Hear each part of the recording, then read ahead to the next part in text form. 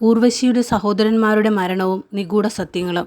ഈ കുടുംബത്തിനു മാത്രം എന്താണ് ഇങ്ങനെ ദുർവിധി? വെളിപ്പെടുത്തി ആലപ്പി അഷ്റഫ്. ഉർവശി, കൽപ്പന, കലാരഞ്ജിനി ഈ പേരുകൾ മലയാളികൾക്ക് സുപരിചിതമാണ്. മലയാളികളെ ഒത്തിരി ചിരിപ്പിച്ച ഈ കലാകാരികളുടെ ജീവിതം പക്ഷേ ഒത്തിരി സങ്കടങ്ങൾ നിറഞ്ഞതാണ്.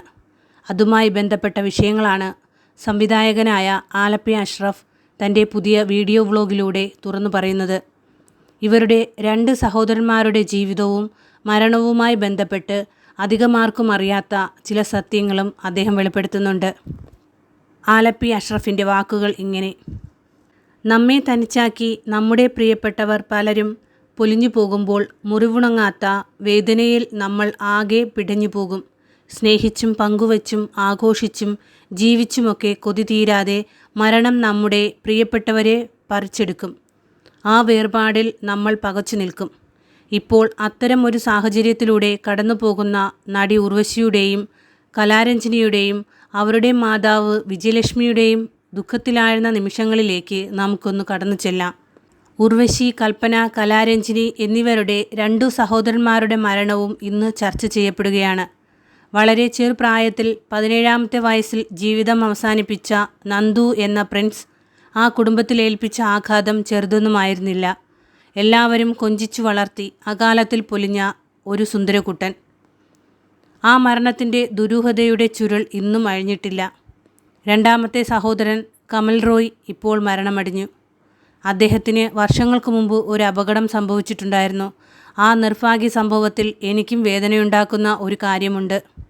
പറക്കമുറ്റാത്ത ഈ 5 കുഞ്ഞുങ്ങളെയും വലിയ രീതിയിൽ എത്തിച്ചതിൻ്റെ പ്രധാന പങ്ക് വഹിച്ചത് ഉണ്ണിയാണെന്നുള്ളത് ആർക്കും അറിയില്ല. കുട്ടികളുടെയെല്ലാം വിദ്യാഭ്യാസത്തിനും അഭിനയ ജീവിതത്തിനുമൊക്കെ വഴിവെച്ചതിൻ്റെ പിന്നിൽ ഉണ്ണിയുടെ കരങ്ങൾ ആയിരുന്നു. ഉർവശിയും കൽപ്പനയും കലാരഞ്ജിനിയുമൊക്കെ ഉന്നതിയിൽ എത്തിയപ്പോഴും അവരുടെ സാമ്പത്തിക കാര്യങ്ങൾ ഉൾപ്പെടെയുള്ള എല്ലാ കാര്യങ്ങളിലും അവസാന വാക്ക് ഉണ്ണിയുടേതായിരുന്നു. ഉണ്ണിയോട് അവർക്കുള്ള കടപ്പാടും സ്നേഹവും മനസ്സിലാക്കുവാൻ ഇതിൽ കൂടുതൽ എന്താണ് വേണ്ടത്?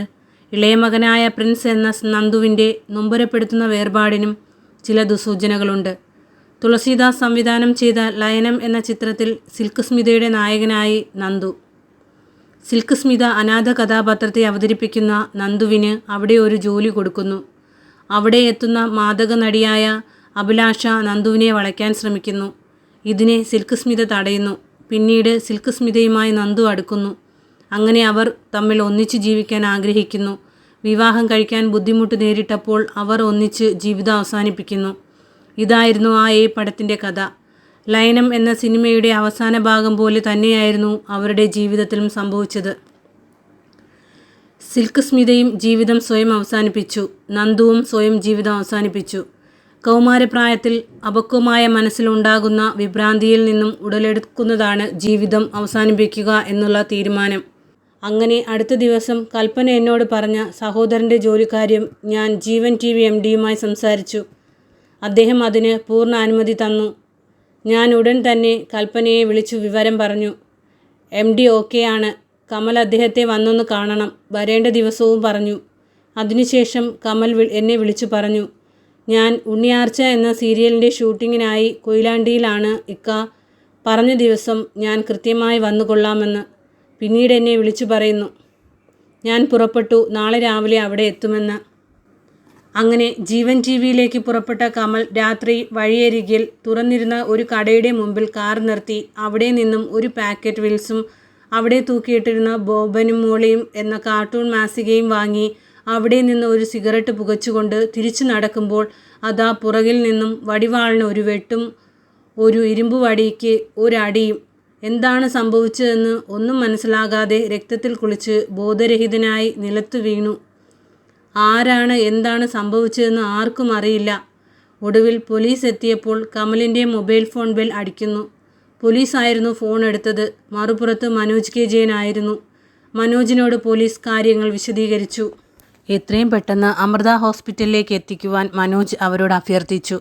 ഉർവശി അപ്പോൾ എറണാകുളത്ത് ഷൂട്ടിംഗ് ആവശ്യത്തിനായി വൈറ്റ് ഫോർട്ട് എന്ന ഹോട്ടലിൽ തങ്ങുന്നുണ്ടായിരുന്നു. ജീവിതത്തിൽ ആർക്കും ഒരു ഉപദ്രവവും ചെയ്യാത്ത അയ്യോപാവിയായ ഒരു മനുഷ്യനാണ് ഇങ്ങനെ സംഭവിച്ചത്. ഇതെല്ലാം ഉൾക്കൊള്ളാനും സഹിക്കാനും അവർക്ക് സാധിക്കുന്നുണ്ടല്ലോ എന്നോർക്കുമ്പോൾ അതും ഒരു അത്ഭുതമാണ്. ഒരു കടുത്ത ഈശ്വരവിശ്വാസി ആയതിനാൽ ഇതെല്ലാം ഈശ്വര നിശ്ചയമാണെന്ന് കരുതിയാണ് ആശ്വാസം കണ്ടെത്തുന്നത്. ഒരു സഹോദരിയെയും 2 സഹോദരന്മാരെയും നഷ്ടപ്പെട്ട കലാരഞ്ജിനിയുടെയും ഉർവശിയുടെയും ഹൃദയവേദന നമുക്ക് ഊഹിക്കാവുന്നതിനും അപ്പുറമാണ്.